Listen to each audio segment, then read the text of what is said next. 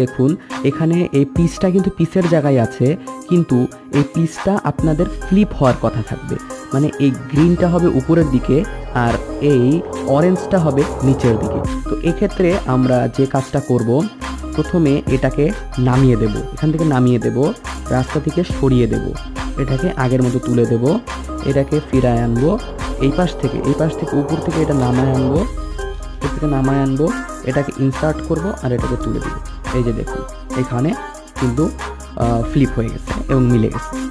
তো আগের ক্ষেত্রে আমি দেখিয়েছিলাম যে হেডলাইট থাকবে এবং এপাশে একটা এইচপিস থাকবে, সেটা আপনারা কীভাবে মিলাবেন। কিন্তু এক্ষেত্রে দেখুন হেডলাইট আছে এবং এগুলো হচ্ছে ফ্লিপ হওয়ার কথা, মানে দুটা হেডলাইট আছে এবং এই নীলটা এদিকে হওয়ার কথা আর এই অরেঞ্জটা এদিকে হওয়ার কথা, এই ইয়েলোটা এদিকে হওয়ার কথা আর এই অরেঞ্জটা এদিকে হওয়ার কথা। সেক্ষেত্রে আমরা যে অ্যালগোরিদমটা ইউজ করব সেটা হচ্ছে আর্কলাইন